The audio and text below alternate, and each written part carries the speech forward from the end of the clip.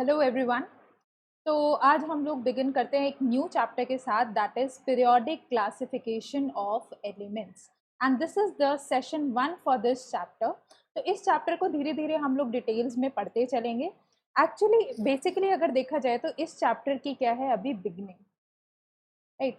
इसका जो next part है इस चैप्टर का, that you will study in class 11। तो ये बनाता है आपके इस चैप्टर को वेरी मच इम्पॉर्टेंट, क्योंकि अगर आप 11th क्लास में भी साइंस परस्यू करना चाहते हो तो ये आपका बेसिकली बेसिक डेवलप करेगा, बेसिक बिल्डअप करेगा। तो let's start with the chapter genesis. Particularly ये हमें ये बताता है कि हमें क्लासिफिकेशन की ज़रूरत ही क्या है। ठीक है, जैसे जैसे हमारे पास एलिमेंट्स आते गए, फॉर एग्जांपल लेट अस से सोडियम आया, पोटेशियम आया, हाइड्रोजन आया, देन लेट अस से हीलियम आ गया, देन उसके बाद कोई भी एलिमेंट ले लो आप, क्लोरीन आ गया, फ्लोरीन आ गया, तो हमें इसे ग्रुप करने की क्या ज़रूरत है। ठीक है, पर्टिकुलरली हम इसके अलग अलग प्रॉपर्टीज़ भी तो पढ़ सकते हैं, लेकिन आप इमेजिन करो, आप मान लो 200 बच्चों की क्लास को अगर आप पढ़ा रहे हो, ठीक है, 200 स्टूडेंट्स इन अ क्लास, क्या आप इंडिविजुअली उनकी प्रॉपर्टीज याद रख पाओगे?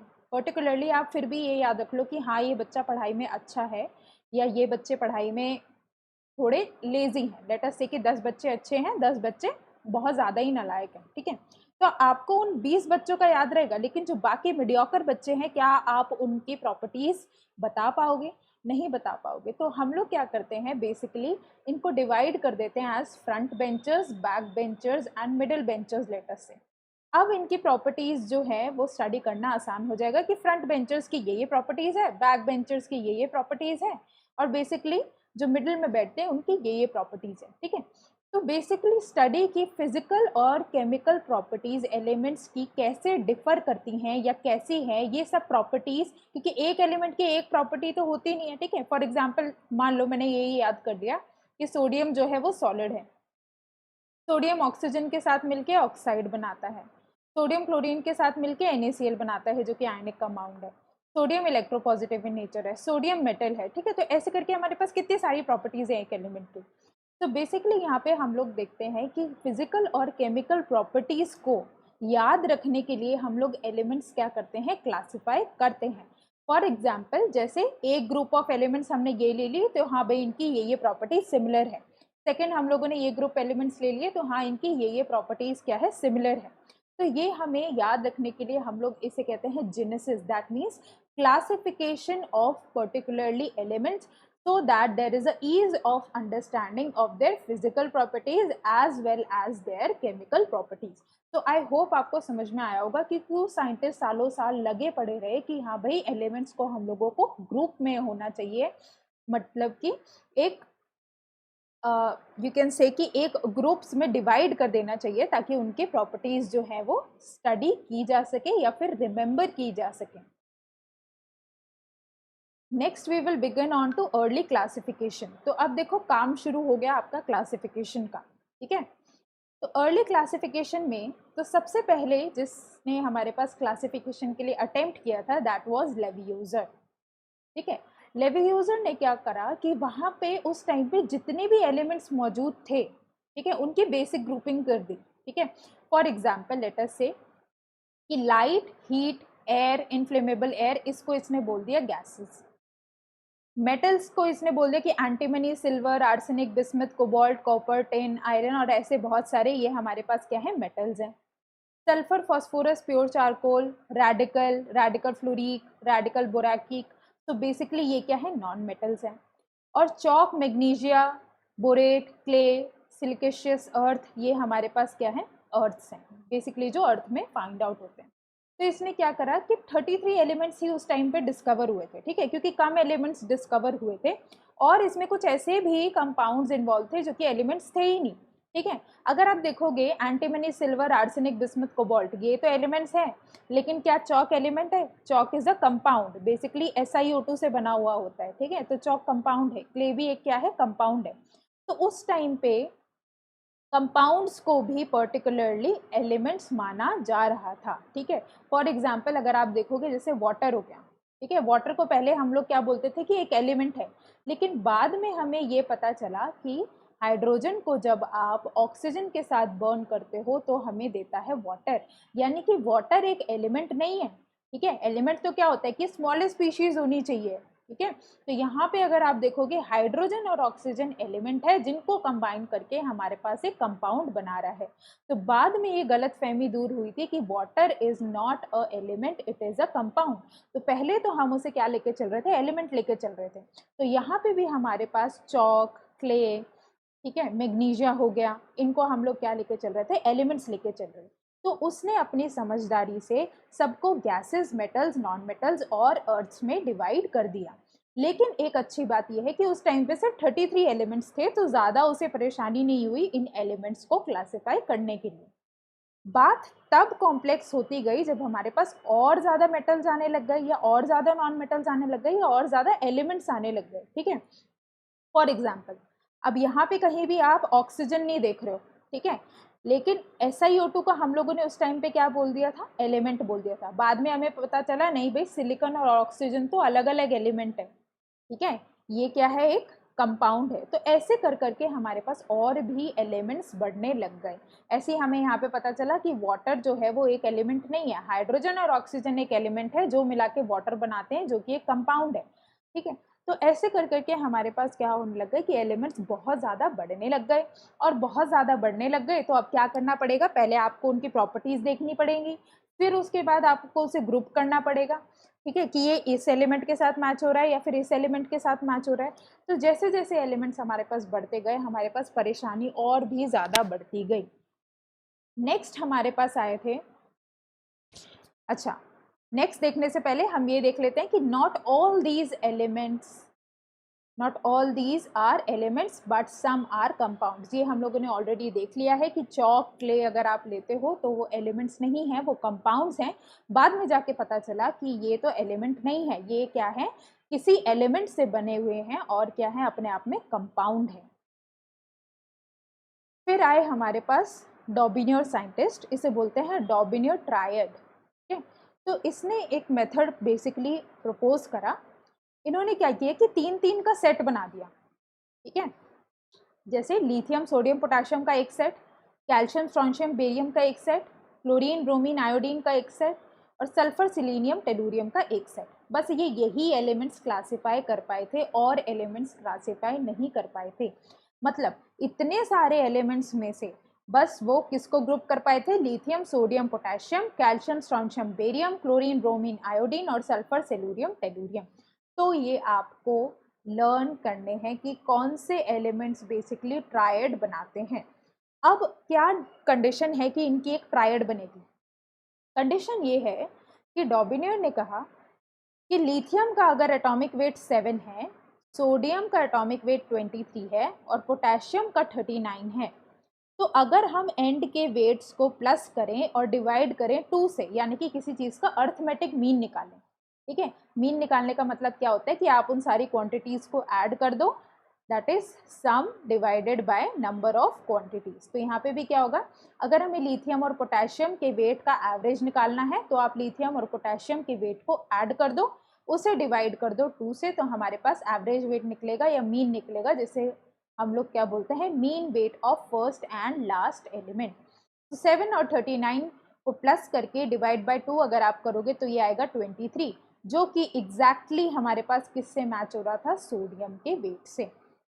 तो इसने एक ऐसे कर करके 4-5 ट्रेड्स बेसिकली बना दी, ठीक है। इसने कहा कि लिथियम और पोटेशियम को प्लस करो, मतलब फर्स्ट और लास्ट एलिमेंट के एटॉमिक वेट को प्लस करो और डिवाइड करोगे 2 से, तो हमारे पास बीच वाले एलिमेंट का क्या आ रहा है, एटॉमिक वेट आ रहा है। और अगर एक ट्रायड को हम लेते हैं, मतलब लिथियम, सोडियम, पोटेशियम को अगर हम लेंगे, अगर ये एक ट्रायड बना रहे हैं, ट्रायड बनाने की कंडीशन को फुलफिल कर रहे हैं। कंडीशन क्या है कि लिथियम और पोटेशियम जो है, जो फर्स्ट और लास्ट एलिमेंट है, उनका एवरेज मास जो आना चाहिए, एवरेज वेट जो आना चाहिए, वो बीच वाले एलिमेंट के अप्रॉक्सीमेटली क्या आना चाहिए, सेम आना चाहिए। अगर ये कंडीशन कोई फुलफिल कर रहा है तो वो तीनों की प्रॉपर्टीज ऑलमोस्ट सेम होंगी, उन तीनों की प्रॉपर्टीज ऑलमोस्ट क्या होंगी, सेम होंगी, ठीक है। तो ये आपके डॉबिनियर ने हमारे पास ट्रायड्स का रूल दिया था। तो पहला ट्रायड हमारे पास हो गया लिथियम, सोडियम, पोटेशियम। अब देखो ट्रायड नाम क्यों पड़ा है, क्योंकि 3 एलिमेंट्स की ग्रुपिंग है, इसलिए हम लोगों ने ट्रायड नाम दे दिया। तो lithium, sodium, potassium, calcium, strontium, barium. Calcium और बेरियम का मास प्लस करो, डिवाइड करो 2 से, 88.5, approximately similar to that of strontium. Chlorine और आयोडीन का प्लस करो, डिवाइड करो 2 से, 81.25, approximately equal to bromine. Sulphur और टेलुरियम का प्लस करो, डिवाइड करो 2 से, 79.8, approximately same as that of selenium. तो ये आपकी ट्रायड्स थी जो डॉबिनियर ने दी थी। Again I will repeat, condition triad की क्या होनी चाहिए कि फर्स्ट और लास्ट एलिमेंट को प्लस करके, और अगर आप डिवाइडेड बाय 2 करोगे तो वो बीच वाला एलिमेंट जो है उसके मास के अप्रॉक्सीमेटली बराबर आना चाहिए। और जो भी एलिमेंट्स हमारे पास ट्रायड्स में होंगे, एक ट्रायड में जितने भी हमारे पास एलिमेंट्स बन रहे हैं, मतलब जो 3 एलिमेंट्स हैं, उनकी हमारे पास प्रॉपर्टीज जो होंगी वो सिमिलर होंगी। नाउ ड्रॉबैक इसका ये था कि सारे एलिमेंट्स जो अवेलेबल थे उस टाइम पे, मान लो अगर आपके पास 40 एलिमेंट्स हैं, ठीक है, ये मैं हाइपोथेटिकल बता रही हूँ कि 40 में से आपने सिर्फ 6 को क्लासिफाई करा है, तो बाकी एलिमेंट्स का क्या, ठीक है। तो हमें एक ऐसा रूल चाहिए, या हमें एक ऐसी टेबल चाहिए, या हमें एक ऐसा ग्राफ चाहिए जिसमें हम लोग सारे एलिमेंट्स को ग्रुप कर सकें, ठीक है। सिंपल सी बात है, अगर आपके पास 200 बच्चे की क्लास है, आप सिर्फ 10 को एक ग्रुप में कंसिडर कर रहे हो, मतलब कि 10 को आप डिफाइन कर पा रहे हो कि हाँ ये बच्चों को मैंने सेपरेट कर दिया, तो बाकी बच्चों का क्या, बाकी बच्चों की प्रॉपर्टीज आप कैसे याद रखोगे। तो डॉबिनियर का आपका ये वाला ड्रॉबैक जो है ये आ गया कि ये सारे एलिमेंट्स को ऐसे अरेंज नहीं कर पाया था, सारे एलिमेंट्स ट्रायड्स में फिट नहीं हो रहे थे, सारे एलिमेंट्स ये ट्रायड बनाने की कंडीशन को फुलफिल नहीं कर रहे थे। नेक्स्ट हम लोग आते हैं Newlands law of Octave particularly, या न्यूलैंड्स ऑक्टेव लॉ। अब आए हमारे पास न्यूलैंड सर, ठीक है। तो इन्होंने हमारे पास क्या किया, इन्हें क्या था, म्यूजिक का बहुत ज़्यादा शौक था, ठीक है। तो अगर आपने कभी म्यूजिक परस्यू किया हो, बचपन में हर एक के स्कूल में आजकल म्यूजिक सिखाते हैं, तो 7 सुर होते हैं, सा रे गा मा पा धा नी सा, या फिर आप बोल सकते हो इंग्लिश में हम लोग इन्हें बोलते हैं इन नोट्स को डो रे मी फा सोला सी डो, ठीक है। तो ये आपके होते हैं न्यूलैंड्स ऑक्टेव लॉ, ठीक है। 7 सुर होते हैं, देखो सा रे गा मा पा धा नी, और जो 8th वाला होता है सा, ठीक है, वो हमारे पास क्या होता है, फर्स्ट का रिपीटेड होता है लेकिन हायर नोट पे होता है। तो ये चलो म्यूजिक के टेक्निकल उसमें नहीं जाते हैं, ठीक है। तो उसने क्या करा कि 56 एलिमेंट्स थे, उसने 56 एलिमेंट्स को increasing order of their atomic weight में लगाया। मतलब मान लो जैसे हमारे पास था लिथियम था, बेरिलियम था, बोरॉन था, कार्बन था, नाइट्रोजन था, ऑक्सीजन था, ये सारे थे। इसने increasing order of atomic weight में इन्हें लगा दिया, और इसने कहा कि every 8th element is similar to that of the first one, यानी कि पहला और 8वां एलिमेंट जो होगा वो हमारे पास सेम प्रॉपर्टी शो करेगा। अब हम लोगों ने क्या किया, देखो lithium, beryllium, boron, carbon, nitrogen, oxygen, chlorine, sodium, उस टाइम पे लिख लो कि नोबल गैसेस यानी कि हीलियम, नियॉन, आर्गन, क्रिप्टॉन, ये डिस्कवर नहीं हुई थी, ठीक है। तो इसलिए यहाँ पे बीच में अगर आपने याद कर रखा है पीरियोडिक टेबल, तो नियॉन गायब है क्योंकि उस टाइम पे वो डिस्कवर ही नहीं हुई थी। तो lithium, beryllium, boron, carbon, nitrogen, oxygen, chlorine, sodium, फिर magnesium, aluminium, silicon, phosphorus, sulphur, chlorine, potassium, देखो आर्गन भी यहाँ पे मिसिंग है क्योंकि वो उस टाइम पे डिस्कवर नहीं हुई थी। Then calcium. तो उसने क्या करा, ऐसे करके 56 एलिमेंट्स को अरेंज कर दिया in increasing order of their atomic weight, मतलब सबसे हल्का वाला पहले, फिर उससे थोड़ा ज़्यादा, फिर उससे थोड़ा ज़्यादा, फिर उससे थोड़ा ज़्यादा, ऐसे करके increasing number of atomic weight में लगा दिया। अब उसने कहा जो पहला एलिमेंट और जो 8th एलिमेंट आएगा, यानी कि आप इसे पकड़ लो, लिथियम को पकड़ लो, यहाँ से काउंटिंग शुरू करो, 1 2 3 4 5 6 7 8। तो ये जो 8th एलिमेंट आया, 8वें नंबर पे जो एलिमेंट होगा वो लिथियम के जैसा ही होगा, इनकी प्रॉपर्टी सेम होगी। ऐसे आप बेरिलियम से शुरू कर लो, बेरिलियम को 1 मान लो, तो बेरिलियम से जो 8वां कंपाउंड 8वां एलिमेंट होगा बेसिकली 2 3 4 5 6 7 एंड 8, तो वो हमारे पास क्या होगा, बेरिलियम से सेम होगा। बोरॉन का मान लो 1 2 3 4 5 6 या 7 8, तो बोरॉन और एल्यूमिनियम क्या होंगे, सेम होंगे। तो इसने कहा ऐसे हर आठवें एलिमेंट जो होंगे वो हमारे पास सेम ग्रुप में या फिर सेम प्रॉपर्टीज शो करेंगे। लिमिटेशंस इसकी क्या थी, अब जैसे ही इनर्ट गैस आ गई, तो इनर्ट गैस मान लो यहाँ पे आ गई नियॉन। अब आठवां एलिमेंट आप लगाओ, 1 2 3 4 5 6 7 8, नियॉन और लिथियम की मैच करनी चाहिए लेकिन वो मैच ही नहीं कर रही है, ठीक है, उसकी प्रॉपर्टी सेम ही नहीं आ रही है लिथियम और नियॉन की, तो ये लॉ वहाँ पे फेल हो गया। जैसे ही हमारे पास नोबल गैस की डिस्कवरी हुई, दिस लॉ वाज फेल्ड, ठीक है। फेल का मतलब ये मत समझना कि अरे इसने तो कुछ करा ही नहीं है, ठीक है। एक लॉ निकालने में, जो भी आप लॉस पढ़ते हो, पता नहीं साइंटिस्ट की कितनी मेहनत होती है, ठीक है। तो यहाँ पे अब आप देखोगे, beyond calcium this repetition was not observe. Calcium तक तो ये कहानी चल रही थी ठीक ठीक, लेकिन कैल्शियम के बाद तो ये लॉ फॉलो नहीं हो रहा था, ठीक है। तो इस वजह से ये जो न्यूलैंड ऑक्टेव लॉ था या जो न्यूलैंड ने क्लासिफिकेशन की थी वो भी डिस्कार्ड हो गई। नेक्स्ट आते हैं लॉथर मेयर। एक्चुअली हमारे पास दो साइंटिस्ट थे, मेंडलीव को तो आप जानते ही होंगे, एक थे लॉथर मेयर और दूसरे वाले थे हमारे पास मेंडलीव। इनका चल रहा था साथ साथ में काम, लेकिन इंडिपेंडेंट, ठीक है। मान लो एक दिल्ली में बैठे हैं तो एक केरला में बैठे हैं कहीं पे, या फिर किसी भी और कंट्री में बैठे हैं लेटेस्ट से, ठीक है। Countries I don't know exactly कि ये लोग किस कंट्री को बिलोंग करते थे, बट यहाँ पे अगर आप देखोगे लॉथर मेयर और मेंडलीव, इन लोगों ने इंडिपेंडेंट काम करा, ठीक है। ना ही लॉथर ने मेंडलीव की मदद ली, ना ही मेंडलीव ने लॉथर की मदद ली, इंडिपेंडेंट काम करा और इन्होंने सेम चीज निकाली। दैट मीन्स इन्होंने सेम थिंग प्रपोज करी, ठीक है। ऑलमोस्ट इनका जो काम था वो सिमिलर आ गया, लेकिन यहाँ पे एक डिफरेंस था कि लॉथर मेयर ने आपको एक दिया था ग्राफ और मेंडलीव ने आपको दिया था क्या, टेबल। ऑल्दो इनका काम क्या था, सेम था, ठीक है, दोनों करेक्ट थे, दोनों की जो हमारे पास एक्सप्लेनेशंस थी वो करेक्ट थी, जो लॉथर ने दिया था वो भी ठीक था, जो मेंडलीव ने दिया था वो भी ठीक था। लेकिन हम मेंडलीव को इसलिए पढ़ते हैं क्योंकि ग्राफ से इंटरप्रिटेशन करना मुश्किल है, टेबल से आप इजीली पहचान सकते हो। तो इस माइन्यूट डिफरेंस की वजह से Mendeleev got the Nobel prize, ठीक है। ऑल्दो दोनों की कहानी सेम थी, दोनों का काम सेम था और इंडिपेंडेंट था, ऐसा नहीं था कि किसी ने किसी का काम चुराया था। लेकिन यहाँ पे क्या हुआ, एक डिफरेंस आ गया कि लॉथर मेयर ने ग्राफ दिया था और मेंडलीव ने टेबल दे दी, तो नोबेल प्राइज कौन ले गया, Mendeleev for his periodic table. पहले हम लोग लॉथर मेयर सर के बारे में पढ़ लेते हैं। तो लॉथर मेयर ने क्या किया था कि एटॉमिक वॉल्यूम और एटॉमिक मास में एक ग्राफ प्लॉट किया था, दैट इज वाई एक्सिस यहाँ पे और एक्स एक्सिस यहाँ पे। एटॉमिक मास तो आपको पता ही है, जो आप पढ़ते हो हाइड्रोजन का 1, हीलियम का 2, ठीक है, ऐसे करके आप पढ़ते हो। और एटॉमिक वॉल्यूम हमारे पास क्या होती है, अगर एटम को आप एक स्फीयर मानोगे तो वो आपका क्या हो जाएगा, 4/3 πr³, ठीक है। तो वॉल्यूम और मास तो आपको पता ही है कि डेफिनेशंस हमारे पास क्या होती हैं। तो उसने क्या किया कि एलिमेंट्स की एटॉमिक वॉल्यूम और एटॉमिक मास के बीच में ग्राफ प्लॉट किया। फॉर एग्जांपल लिथियम के लिए यहाँ पे पॉइंट आया, बेरिलियम के लिए यहाँ आया, कार्बन के लिए यहाँ आया, सोडियम के लिए यहाँ, तो ऐसे ऐसे करके उसने ऑलमोस्ट ऑल एलिमेंट्स जो है वो प्लॉट कर दिए थे।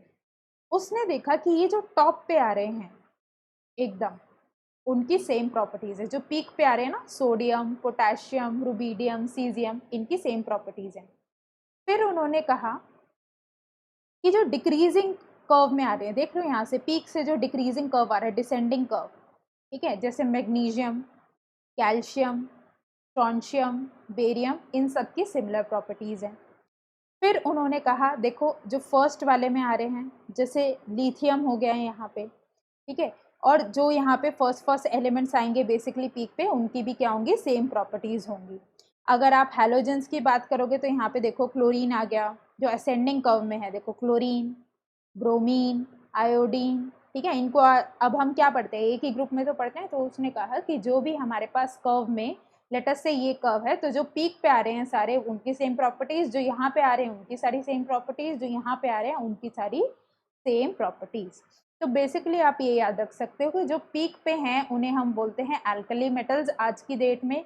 जो बेसिकली डिसेंडिंग पार्ट में है, यानी कि नीचे उतर रहे हैं पीक से, तो वो हमारे पास होंगे एल्कलाइन अर्थ मेटल्स, और जो हैलोजेंस है फ्लोरीन, क्लोरीन, ब्रोमीन, आयोडीन, वो असेंडिंग पार्ट में है, वो भी हमारे पास सेम प्रॉपर्टीज शो करते हैं। यानी कि रिलेटिव पोजीशन अगर आपके पास सेम है पीक में, तो यानी एलिमेंट्स जो होंगे वो एक दूसरे को प्रॉपर्टीज में रिजेंबल करेंगे। तो ये था आपका लॉथर मेयर का प्लॉट। प्रॉब्लम देखो क्या थी लॉथर मेयर में, ड्रॉबैक बस एक ही था इनका, काम तो एकदम मतलब मेंडलीव्स टेबल के जैसा ही था, ठीक है। ड्रॉबैक आपका ये था, देखो जैसे आप कर्व को देखोगे यहाँ पे, ठीक है, एग्जैक्ट पोजीशन आप पता नहीं लगा सकते। मान लो मैंने यहाँ पे एल्यूमिनियम ले लिया होता और यहाँ पे कुछ लिया होता, देन आप एग्जैक्ट पोजीशन आपको कर्व में क्या होगी याद रखनी पड़ेगी कि यहाँ इस कर्व में ये है, तो कंफ्यूजिंग हो जाता है ये, ठीक है।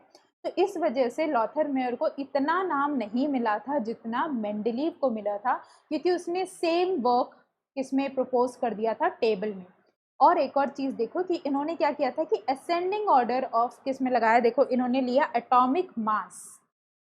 एटॉमिक मास यानी कि उन्होंने कहा कि जो भी किसी एलिमेंट की फिजिकल प्रॉपर्टी है या केमिकल प्रॉपर्टी है वो उसके एटॉमिक मास पे डिपेंड करेगी। अब नेक्स्ट आए हमारे पास मेंडलीव्स। तो मेंडलीव्स के बारे में हम लोगों को थोड़ा डिटेल में पढ़ना है, ठीक है। मेंडलीव की टेबल जो आपकी एनसीईआरटी में दी गई है that is very much different from the actual table, ठीक है। एक्चुअल टेबल उन्होंने एक्चुअली कोई और लैंग्वेज में लिखी थी, और जो आपकी एनसीईआरटीज में है वो बेसिकली मॉडिफाइड टेबल्स हैं। तो यहाँ पे देखो, he drew a extensive table of 63 elements. उन्होंने कहा कि जो फिजिकल और केमिकल प्रॉपर्टीज़ हैं वो periodic function of atomic weights हैं, मतलब डिफरेंट एटॉमिक वेट होने की वजह से पर्टिकुलरली एलिमेंट्स अपनी फिजिकल और केमिकल प्रॉपर्टीज़ अलग अलग शो करते हैं। तो उस टाइम पे 63 एलिमेंट्स थे, तो उन्होंने 63 एलिमेंट्स को अच्छे से ग्रुप कर दिया था। तो ये थी देखो ओरिजिनल टेबल, लेकिन ये आपको एनसीईआरटी में कहीं नहीं मिलेगी क्योंकि आप ये समझ भी नहीं सकते हो, ठीक है। तो जो आपको टेबल मिली हुई है that is very much modified and different from the actual table. अब देखो, अब इस टेबल को लेटर मॉडिफाई करा 8 कॉलम एंड 7 रोज। तो देखो ये होता है हॉरिजॉन्टल को आपको बोलते हैं रोज और वर्टिकल को आपको बोलते हैं ग्रुप्स। तो हमारे पास 8 ग्रुप थे और 7 रोज जिन्हें हम लोगों ने बोल दिया पीरियड्स। तो यहाँ पे देखो, ठीक है। अब इन्होंने क्या किया कि इन एलिमेंट्स को ऐसे लगा दिया, ठीक है। कितने ग्रुप बना दिए, मान लो 8 ग्रुप्स बना दिए और 7 रोज। यहाँ पे देखो कहाँ से नंबर स्टार्ट हो रहा है, 1 से लेकर 8 तक, ठीक है। तो 8 कॉलम्स हो गए और हमारे पास 7 क्या हो गए, पीरियड्स हो गए, ठीक है। एक बहुत इंपॉर्टेंट बात है कि he left places for missing elements, ठीक है। एक्चुअली क्या हुआ था कि ऐसा कहते हैं, आई डोंट नो कि कितना सच है, कि मेंडलीव के सपने में एक रात, क्योंकि वो इन पे काम कर रहा था कि क्लासिफिकेशन कर रहा था, ठीक है। तो मेंडलीव के सपने में एक रात पीरियोडिक टेबल आई थी, ठीक है।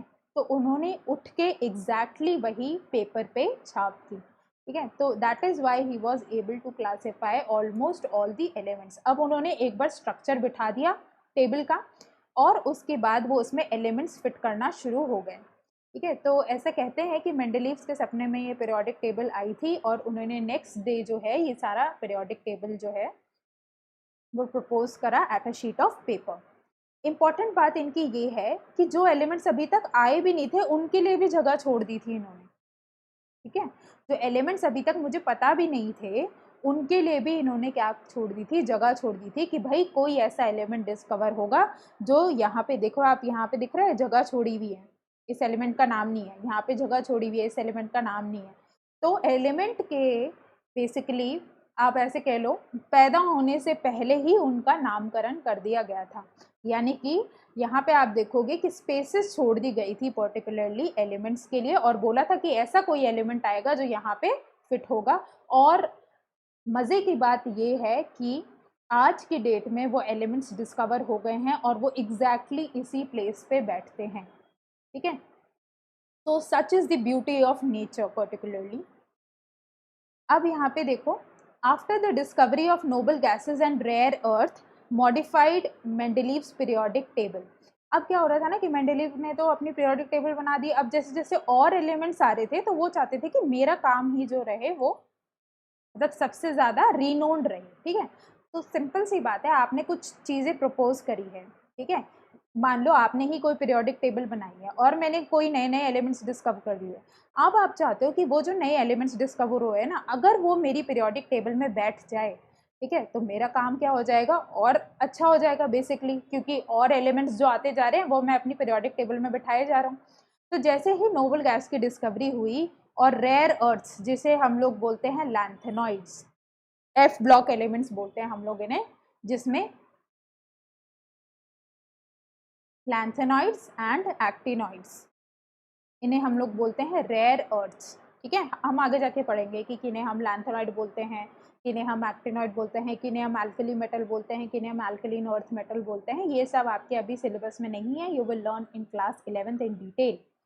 तो उन्होंने क्या करा था कि और जैसे एलिमेंट्स आते गए, अब उन्होंने 9 ग्रुप कर दिए, मतलब नोबल गैसेस को उन्होंने एक अलग से ग्रुप दे दिया, जिन्हें उन्होंने बोल दिया जीरो, क्योंकि ये हमारे पास क्या थी, इनर्ट थी, मतलब ये किसी से भी रिएक्ट नहीं कर रही थी, तो इस वजह से इन्होंने इन सबको एक ही ग्रुप में डाल दिया। अब आप यहाँ पे देखोगे अगर, तो ग्रुप 0 और ग्रुप 8, ठीक है, ये हमारे पास क्या है, एक एक हैं, पर ग्रुप 1 में 2 सब ग्रुप्स हैं, ग्रुप 2 में 2 सब ग्रुप्स हैं, ग्रुप 3 में 2 सब ग्रुप्स हैं, ग्रुप 4 में 2 सब ग्रुप है। तो 0 और 8 को छोड़ के, 0 और 8th ग्रुप को छोड़ के बाकी सब जो है वो सब ग्रुप्स में डिवाइडेड थे, ठीक है। और जो हमारे पास रेयर अर्थ एलिमेंट आए थे, जिनमें लैंथेनॉइड एक्टिनॉइड की बात करी थी, उन्होंने एक सेपरेट सीरीज में रख दिया उन्हें और नाम दे दिया रेयर अर्थ, ठीक है। तो इससे क्या हुआ, रेयर अर्थ भी पीरियोडिक टेबल में आ गए और जो हमारे पास नोबल गैसेस थे वो भी हमारे पास पीरियोडिक टेबल में क्या हो गए, इंक्लूड हो गए, ठीक है। तो यहाँ पे अगर आप देखोगे, एक इम्पॉर्टेंट पॉइंट लिख लो कि सब ग्रुप्स के एलिमेंट जो हैं, जो एलिमेंट एक सब ग्रुप में हैं, उनकी तो प्रॉपर्टीज मैच करेंगी, लेकिन डिफरेंट सब ग्रुप्स के एलिमेंट जो हैं उनकी प्रॉपर्टीज मैच नहीं करेंगी। फॉर एग्जाम्पल, जैसे कॉपर सिल्वर गोल्ड की अपनी प्रॉपर्टीज हैं जो कि डिफरेंट है लिथियम सोडियम पोटेशियम से, जो ग्रुप ए में है, फर्स्ट ए में जो है उनकी प्रॉपर्टीज डिफरेंट है फर्स्ट बी से। तो फायदा क्या है आपको इन दोनों को एक ही ग्रुप में रखने का, पर्टिकुलरली जब इनकी प्रॉपर्टीज ही अलग अलग है तो क्यों इन्हें एक ग्रुप में रख रखा है, ठीक है। तो ये आपका था क्या, drawback of Mendeleev's periodic table. तो यहाँ पे अगर आप देखोगे, group on left hand consist of normal elements while group B of right hand consist of transition elements. तो यहाँ पे अगर आप देखोगे ट्रांजिशन एलिमेंट्स हैं और यहाँ पे हमारे पास क्या है, नॉर्मल एलिमेंट्स हैं। ये हम पढ़ेंगे कि पर्टिकुलरली ट्रांजिशन एलिमेंट हम किसे किसे कहते हैं। पूरा आपका 11th और 12th इनऑर्गेनिक इसी पे ही बेस्ड है, पूरी पीरियोडिक टेबल आप डिटेल में पढ़ोगे एक एक एलिमेंट के बारे में। मेरिट्स ऑफ मेंडलीव्स टेबल, तो सबसे पहले हमारे पास आता है लैंथेनॉइड्स और रेयर अर्थ। तो जैसे जैसे हमारे पास रेयर अर्थ मेटल्स जो है वो डिस्कवर होते गए, वैसे वैसे उन्होंने क्या कर दिया कि उन्हें भी पीरियोडिक टेबल में इंक्लूड कर दिया। नेक्स्ट थे एक्टिनाइड्स और एक्टिनॉइड्स, ये भी हमारे पास रेयर अर्थ होते हैं, तो इनको भी उन्होंने पीरियोडिक टेबल में इंक्लूड कर दिया। नेक्स्ट है कॉइनेज मेटल्स, तो कॉपर सिल्वर और गोल्ड हमारे पास क्या होते हैं, कॉइनेज मेटल्स। इन्हें कॉइनेज क्यों बोलते हैं, क्योंकि कॉइन्स बनाने के लिए यूज होते थे ये लोग। तो ये भी हमारे पास किस में थे, मॉडर्न पीरियोडिक टेबल में प्रेजेंट थे, not modern sorry, Mendeleev periodic table में ये लोग प्रेजेंट थे। नोबल मेटल्स आप देखोगे, सिल्वर गोल्ड प्लैटिनम मर्करी, ये भी हमारे पास किस में थे, मॉडर्न मेंडलीव पीरियोडिक टेबल में प्रेजेंट थे। ट्रांस यूरेनियम मेटल्स जिन्हें बोलते हैं, जो यूरेनियम के बाद जो भी आपके एलिमेंट्स आएंगे उन्हें हम लोग बोलते हैं ट्रांस यूरेनियम मेटल्स, वो भी हमारे पास किस में थे, मेंडलीव्स टेबल में प्रेजेंट थे। और हमारे पास क्या थी कि स्टडी जो थी वो मोर सिस्टमैटिक थी, कि एक ग्रुप की एक जैसी है, क्योंकि टेबल की फॉर्म में था ना, so it was easier to study. Now जो हमारे पास एक्चुअली ये जो नाम आए थे, उन्होंने नाम दे दिया, जैसे बोरॉन के नीचे वाला जो है एलिमेंट वो आपका डिस्कवर नहीं हुआ था लेटर से, तो उन्होंने उसको नाम दे दिया एका बोरॉन। अब ये एका कहाँ से दिया, एक्चुअली उनके दोस्त थे, उन्होंने संस्कृत में एक बुक लिखी हुई थी, ठीक है, तो वहाँ से उन्होंने नाम ले लिया एका। ऐसा कहा भी जाता है कि जो उनके फ्रेंड जो थे, संस्कृत की जो बुक लिख रहे थे पर्टिकुलरली, उस संस्कृत की बुक में भी मेंडलीव्स टेबल का कुछ कुछ काम था, मतलब कि दोनों के काम में एक दूसरे का रिजेम्बलेंस था। ठीक है, तो यहाँ पे देखो ये ए का नाम उनके दोस्त की बुक से आया है। ठीक है, तो ए का बोरॉन जिसको अब हम स्कैंडियम बोलते हैं, उस टाइम पे उन्होंने बोला कि एल्यूमिनियम के जो नीचे आएगा पर्टिकुलरली उसको हमने बोल दिया ए का एल्यूमिनियम। ठीक है, जिसको आज की डेट में हम गैलियम बोलते हैं। तो ये कंपाउंड्स सॉरी ये एलिमेंट्स उन टाइम पे नोन नहीं थे। ठीक है, लेकिन जगह इनके लिए छोड़ी हुई थी मेंडलीव ने, और बाद में इनके हम लोगों ने नाम भी देख लिए। तो ये सारे एलिमेंट्स आपको याद रखने कि कौन कौन के लिए हमारे पास मेंडलीव ने जगह छोड़ी हुई थी। स्कैंडियम, गैलियम, जर्मेनियम, टेक्नीशियम, ये तो आपको याद रखने ही है। एग्जाम्पल्स पोलोनियम, फ्रांशियम, प्रोटेक्नीशियम, ये भी आप याद रख सकते हो। तो ये सबसे इम्पॉर्टेंट मेरिट था किसका, मेंडलीव्स पीरियोडिक टेबल का। ड्रॉबैक्स आपके क्या थे, देखो फोकस करते हैं ड्रॉबैक पे। तो ड्रॉबैक हमारे पास ये थी कि उसने increasing order of atomic wait लगाया था। ठीक है, मतलब पहले सबसे कम मास, फिर उसके बाद ज़्यादा ज़्यादा ज़्यादा ज़्यादा। पर हमने देखा कि आर्गन का मास जो है वो पोटेशियम से ज़्यादा है, लेकिन फिर भी आर्गन पहले लिया हुआ है और पोटेशियम बाद में लिया हुआ है। ऐसे टेलुरियम और आयोडीन का भी था कि टेलुरियम का मास ज़्यादा है आयोडीन से, लेकिन फिर भी टेलुरियम को पहले ले रखा है और आयोडीन को बाद में ले रखा है। सिमिलरली कोबाल्ट और निकल था। तो यहाँ पे आपको ये एग्जाम्पल्स याद रख करने हैं। Drawbacks are very important from the examination point of view. Next था कि आइसोटोप्स अगर आप लेते हो, आइसोटोप क्या होते हैं, फॉर एग्जाम्पल ये ले लो, ये होते हैं आइसोटोप जिनका मास डिफरेंस होता है। ठीक है, मास जो होता है वो डिफरेंट होता है, लेकिन एटॉमिक नंबर जिसे हम बोलते हैं नंबर ऑफ इलेक्ट्रॉन, वो हमारे पास सेम होते हैं। तो अब इनका क्योंकि मास डिफरेंट है आइसोटोप्स का, तो इसका मतलब इनको अलग अलग जगह मिलनी चाहिए पीरियोडिक टेबल में, लेकिन हाइड्रोजन को तो सिर्फ एक ही जगह मिली हुई है। ठीक है, और बाकी आइसोटोप्स का क्या, अगर आप एटॉमिक वेट के ऑर्डर में ही लगा रहे हो पर्टिकुलरली, तो पहले आप हाइड्रोजन 1 को लगाओ, फिर 2 को लगाओ, फिर 3 को लगाओ, मतलब इनकी भी पोजीशन अपनी होनी चाहिए। लेकिन पूरे हाइड्रोजन को हमारे पास एक ही पोजीशन दी गई थी, तो ये भी आपका एक ड्रॉबैक था यहाँ पे। नेक्स्ट, सब group elements do not have sufficient similarities. ये हम ऑलरेडी डिस्कस कर चुके हैं कि जो भी हमारे पास सेम सब ग्रुप में तो आपकी सेम होगी, लेकिन एक ग्रुप के अंदर जो दो सब ग्रुप्स हैं उनकी प्रॉपर्टीज मैचिंग हो ये जरूरी नहीं है। Position of hydrogen is uncertain. वो हाइड्रोजन की पर्टिकुलरली पोजीशन नहीं बता पाए थे कि उन्हें ग्रुप 1A में रखें या फिर ग्रुप 7B में रखें। ठीक है, तो ये भी वो नहीं बता पाए थे। तो these were also the drawbacks of the Mendeleev periodic table. तो ड्रॉबैक आपको अच्छे से याद करने हैं। नेक्स्ट क्लास में हम लोग पढ़ेंगे अबाउट मॉडर्न पीरियोडिक टेबल। ठीक है, नेक्स्ट क्लास में we will study about the modern periodic table. इसको हम लोग अच्छे से पढ़ेंगे और हम लोग डिस्कस करेंगे कि मॉडर्न पीरियोडिक टेबल को आप पर्टिकुलरली याद कैसे रख सकते हो, और कितने एलिमेंट्स कहाँ पे होंगे, कितने ग्रुप्स होंगे, कितने पीरियड्स होंगे मॉडर्न पीरियोडिक टेबल में। ठीक है, और आप ग्रुप वाइज कैसे पीरियोडिक टेबल को याद कर सकते हो, that we will study in the next session. So stay tuned for the next session. Happy learning to all.